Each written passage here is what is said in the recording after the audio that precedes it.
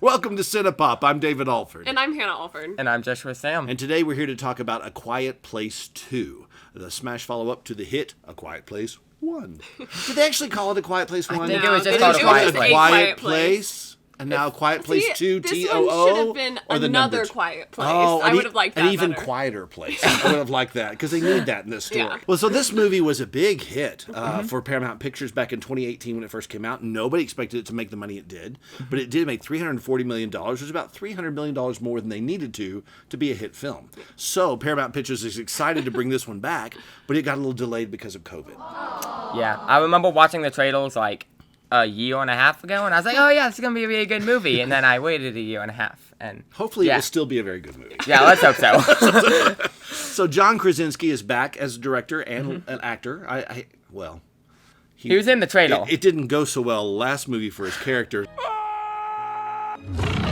Without giving any spoilers. So I'm not sure how much he'll show up in this one. But he's back directing again this time around with Emily Blunt and so a couple of actors, Millicent Simmons, who I believe is actually a deaf actress who plays their daughter and did a great job in the first one. Really excited to see what she's going to do this time around. Now, it's been a little while since this one's made. I guess the kids, they're using the same kids are on the cast list.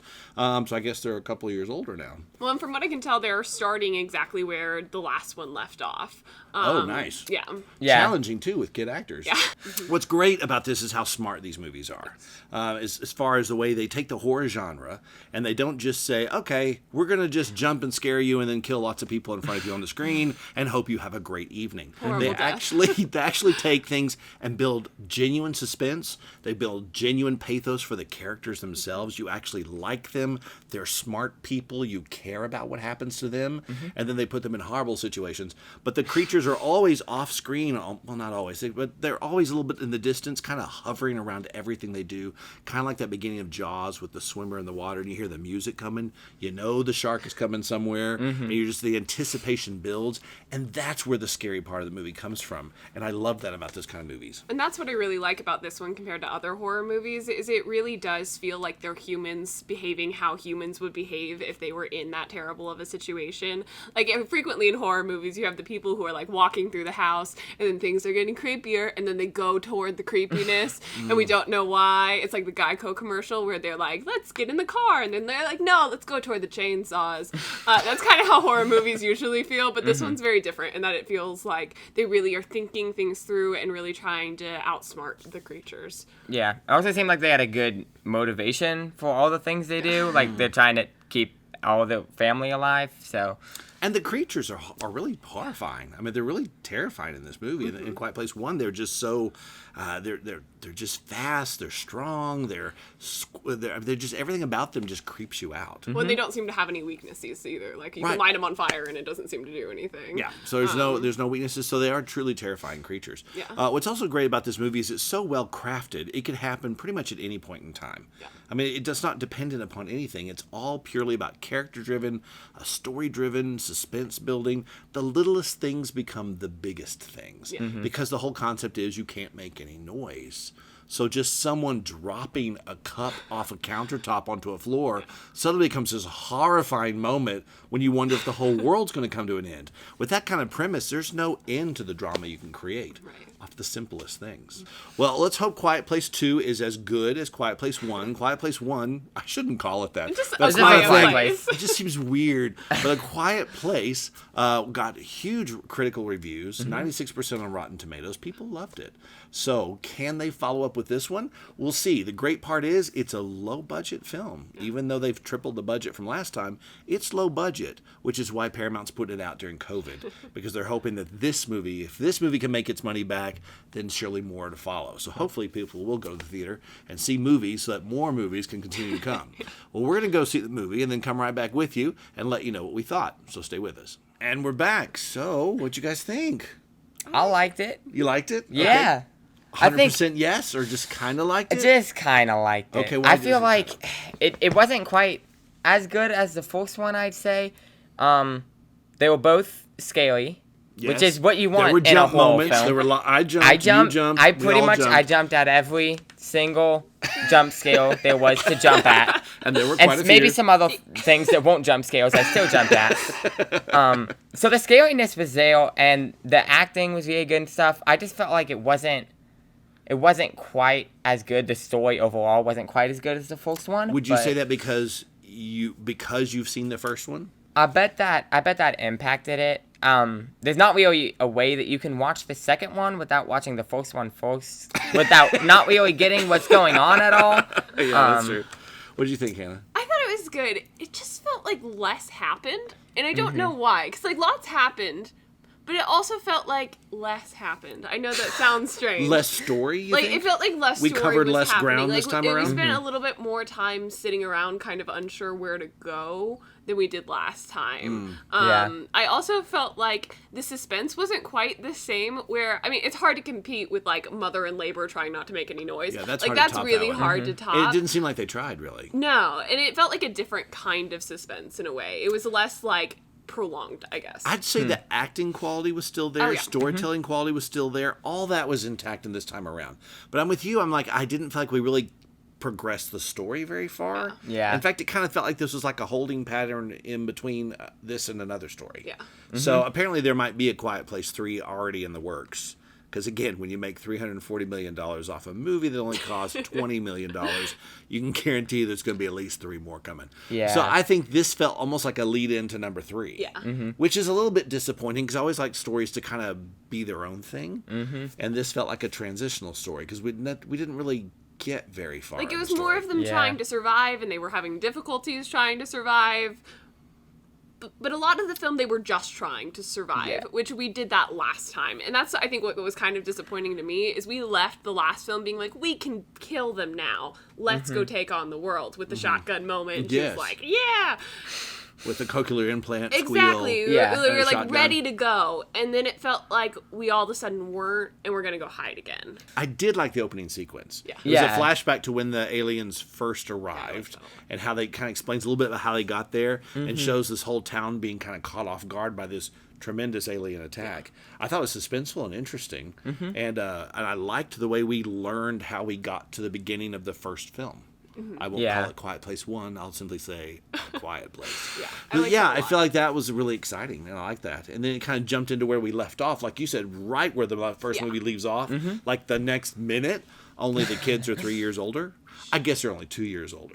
Yeah. Because they finished this film last year. All of a sudden, the kids are a little older looking than they were a moment before. But other than that, we jumped right in where we left off. Well, and I think that's it. The pacing was just really off, because the beginning was really interesting. It was exciting. And then, I mean, even like them leaving the house that they had been living in to try and find other people, I guess was why they were leaving. That part was really interesting, and them finding their neighbor or friend from the bear trap moment where he crushed his leg. Yeah. I didn't like that. Man. So that Cillian was Murphy interesting. is kind of jumped in and took in where John Krasinski left off. And Cillian Mm-hmm. Murphy, you might know him from Batman or from Inception. He's a very established actor, and I think a very good actor. Yeah. He played Man in Woods or Emmett, I think. Yeah, Yeah. one of the neighbors. He had a nice arc throughout the entire thing and did a good job with it. He's what John Krasinski's character Lee isn't. He's not warm and fuzzy like Dad.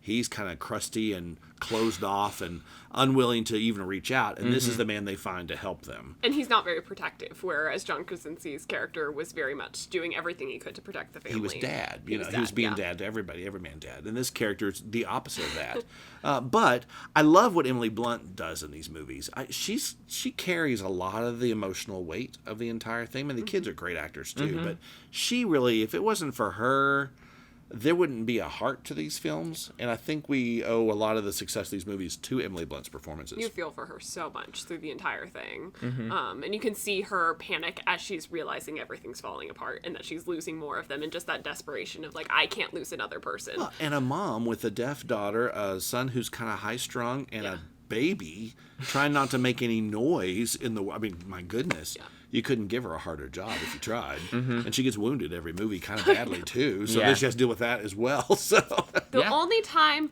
that I was really kind of disappointed in the film was that there's at one point where, I can't think of the boy's name in the film, but Noah Jupe says his I name. think it's Marcus. Marcus is the that's brother. his name. Yeah, so he's like with the baby and everyone else leaves him and he's like freaking out and you feel for him so much in that moment because he basically like, here, have this child, we'll be back, don't get eaten. Don't make any noise. Don't make any noise. Don't let the infant make any noise. Yeah, exactly. The infant's almost out of air. Just, it's fine. But for unknown reasons, I didn't catch why he goes upstairs and like leaves the baby and then is like walking around and then crashes into some stuff. Making noise accidentally. And that's the only time it really felt like a horror movie where I was like, why are you doing that? Just go away. Go back downstairs where it's safe. Like I didn't see his motivation for leaving. It seemed like the only motivation behind it is that we could have like a cool 3 different storylines going on with like the mom, she's going off to do someone and then she thinks there's a monster there. And then the girl, I forgot her name.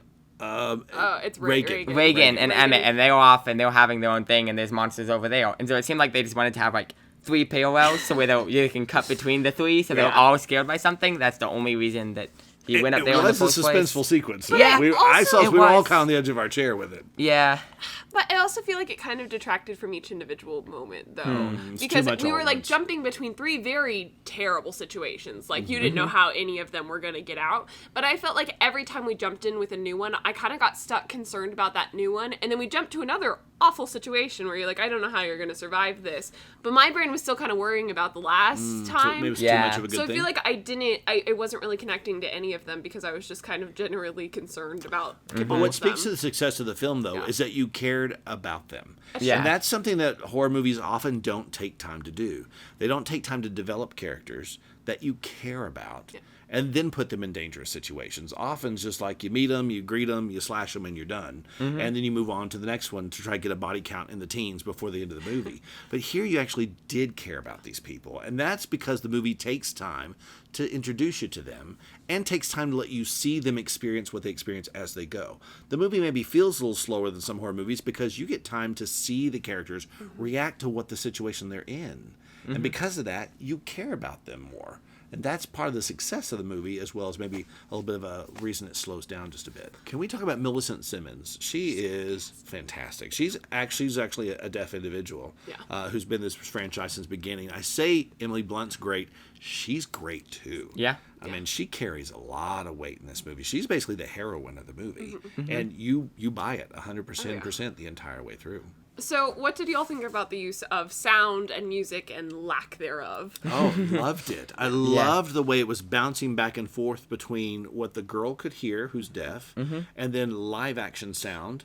And you're never quite sure which was which, but the silence, the lack of sound was just as powerful, if not more powerful, than the use of sound itself. Well, and I think it's really effective to help you feel for her when you can't hear anything and when there's just panic going around and she can't hear any of the things that people are saying. Even the long periods of silence, when a noise is finally made, you feel it. You're like, you clench up because, oh no!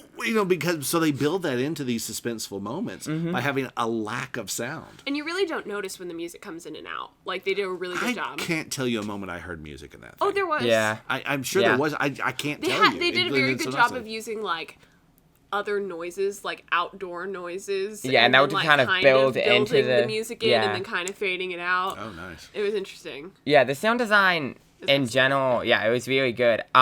I actually saw this one video where they were explaining in the first movie how they did like the eel opening. Oh, the alien creatures. Yeah, the alien thing, right at the very end, and they had, I think, like a piece of celery.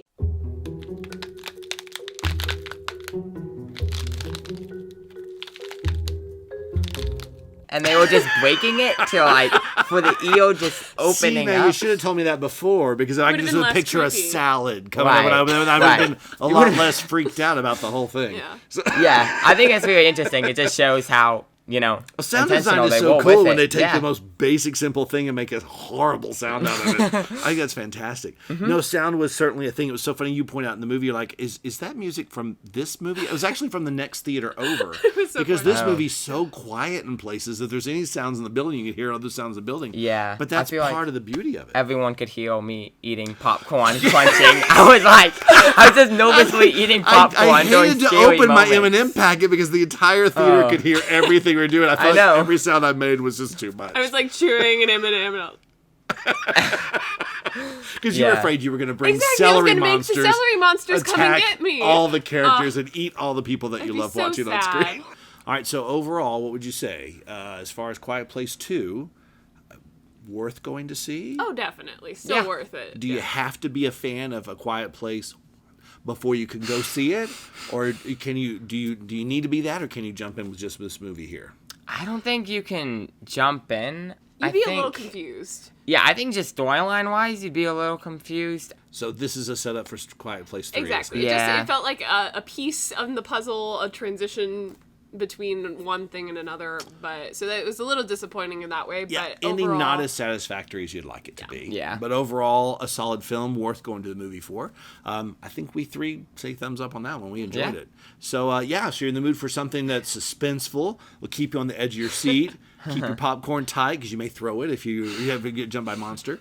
If you enjoy that kind of movie, this is probably, if you're not even a huge horror fan but kind of want to dabble in a horror movie, this is not a bad franchise to or dabble not into. super grotesque horror film. Yeah. Like, 'cause they do a good job of still not keeping it very bloody and gory, even though there is some injuries in it. So what would y'all say about kids seeing this movie? Oh, Probably not. it's just a lot. It's a lot of sad children, which I think is hard, and it's a lot of monsters, and it's a lot of things that the kids aren't going to be able to understand, Yeah. and so they'll just be asking why the entire time, and I think that's really hard. So you think maybe teenagers up on this one? Probably. I'd say All right, so. so if you got that in your audience, you want to do it, this is a great family flick to do it with. And we hope you enjoy it. And we hope you'll also tune in to Cine-pop for the written review, which will be posted very soon. And tune back here for reviews on some of the summer movies that are coming up.